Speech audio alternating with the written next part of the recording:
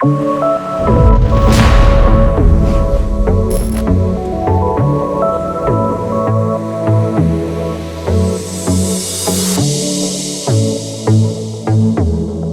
is the all-new Golf Mk8. They've been producing Golf for the past 45 years and they have sold 35 million cars worldwide.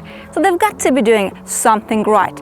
With the new Golf, we have 4 different trims: Golf, Life, Style, which I have with me today, and R-Line for a bit of more sportish look. Well, let's hop in and see what the new Golf is all about.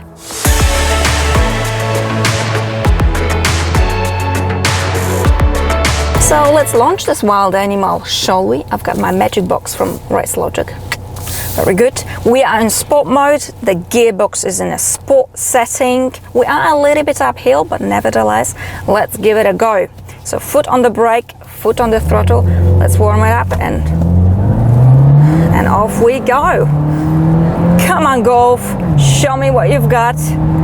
Keep pushing. Boom. 892, not bad.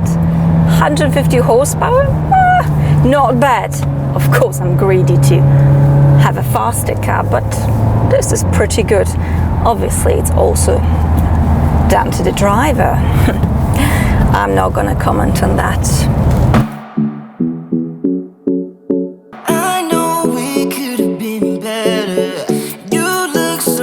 A mixture of petrol and diesel engines available with the new Golf.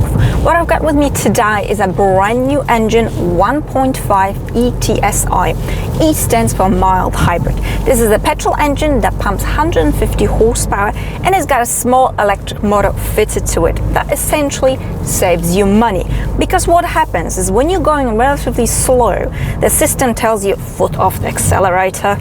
Very German, very strict. I have initially thought it's actually telling me off for going a little bit too fast, but no. What happens then? The engine gets completely cut off whilst the car tries to recuperate lost energy, and you're just essentially cruising without any engine engagement whatsoever. You're not using any petrol. You put your foot down again and boom, you're back on that horse again. Well, you certainly hear it. The good thing is that this whole process is seamless. Actually, it's brilliant. What about some punch? 150 horsepower. Does this machine have any punch? Well, for Dan, it's okay. Safe to say we're not flying, but acceleration is certainly salubrious.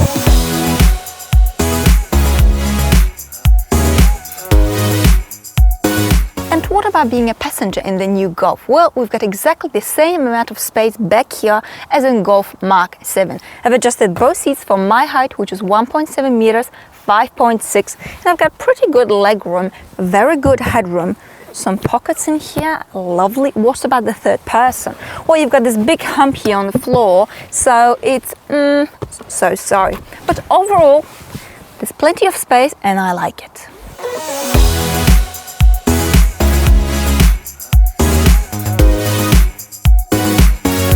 Right, let's check this vehicle's turning circle. So one full turn gets you a U-turn. Not bad at all. That's because we've got progressive steering. The steering's got some wiggle room. It is relatively light, but it's got a natural feel, actually pretty good. We've got a 7-speed automatic transmission, DSG. It is generally smooth and effortless, a little bit less so when you start to maneuver because there are some hiccups here and there, but overall it's pretty good. Now the fuel economy, I do have a reasonably heavy right foot, but all I'm using a combination of a very congested city, B roads and motorway, 6.3 liters. That's it. I'm wondering, will I actually ever go to a petrol station? I've got 700 plus kilometers of range, very convenient as a daily driver. Well done, Volkswagen, well done. That electric motor you fitted into the engine, yeah, well, it's certainly doing its job. I told him I can be a fighter if you want. I'll be there to catch you if you fall. Let's check the boot space. Nothing more, nothing less than Golf Mk7, a solid 370 liters. easy access in and out, and that's enough about the boot.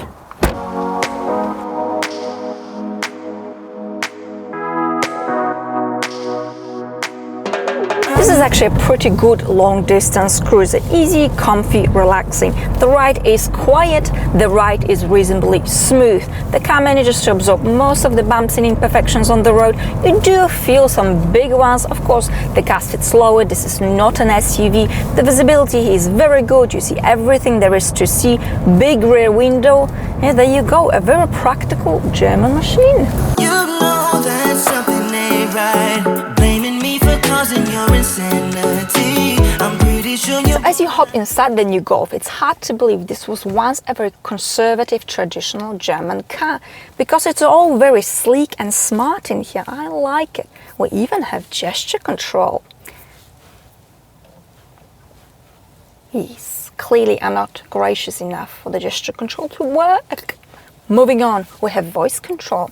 Hello, Volkswagen. How can I help? I'm lost. Please take me home. Let's see if it understands my bushy accent. It could struggle. It's happening. Something is happening. It's thinking. Be patient. Give it time. Please wait. Okay. Well, it's just popped on my screen. Take Me Home by Phil Collins. By all means. Take Me Home by Phil Collins. Lovely. You see, it's all a little bit gimmicky, a bit sluggish, and it's just not Volkswagen.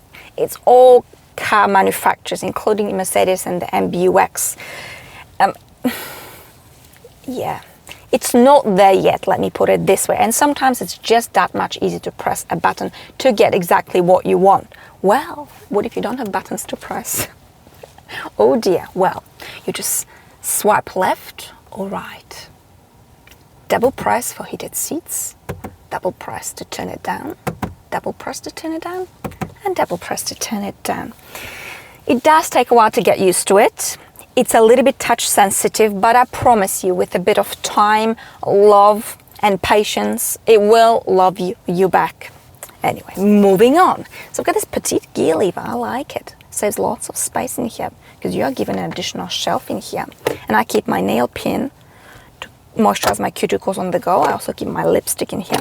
Actually, for women, this is super handy. I like this. We've got wireless mobile charging. It's under the angle, so it doesn't fly when you decide to go in a more aggressive manner. I like it. You also have this shelf here that fits a large iPhone. So when you decide to use navigation via your phone or your screen here, it all just stays there. It's solid. I like this. But of course, you can connect it to Apple CarPlay. You don't even need a cable for your iPhone. You poor buggers with Android, well, you don't need a cable. Tough luck. Now, speaking of space in here, there's plenty. I like the fact that Golf is keeping its core values. Plenty of space, plenty of practicality. You can fit in a large bottle in here. You can lock it. Oh, well, or maybe not. You can also put your cup of coffee in here. The quality of the materials, the finishing is pretty good. You know, some plastic here and there, but for £26,000, it's not bad at all. I like these seats. You've got the Alcantara in here, very comfy, actually quite pretty. The interior is pretty in here. I like it. So we get two large screens in here, digital display. You've got the lots of lots of buttons. Well, Apple does not fall far from the tree. In Porsche, we also have that much of buttons. You can flick through different menus. You can select different layouts. Again, it takes a while to get your head around it, but once you just set up what you like, just keep it like that and no big deal at all. So we've got this big screen in here as well. Crisp, crystal clear. Very good graphics, actually. Well done, Volkswagen. The system itself is easy, straightforward, just to flick through different options, different things that Volkswagen wants to give it to you. I like it. So that's that. Different ways of viewing this, different layouts. Overall, well done, Volkswagen, well done.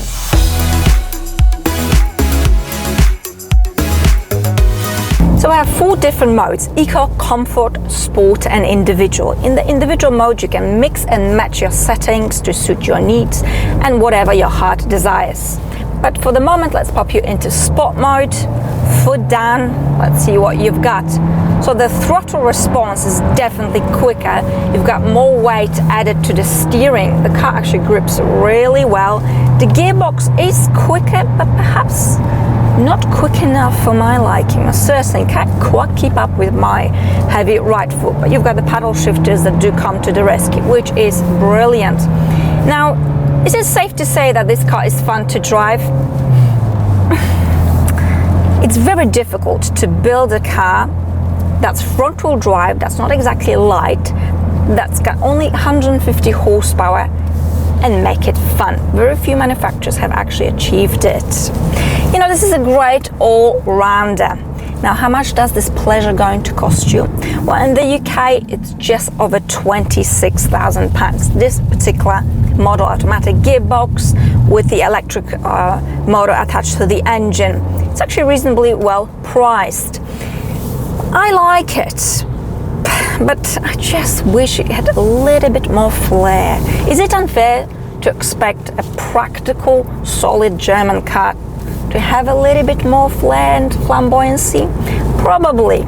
Oh well, it's just me whinging. Maybe all I need is just a little bit more horsepower. The more the merrier, I always say.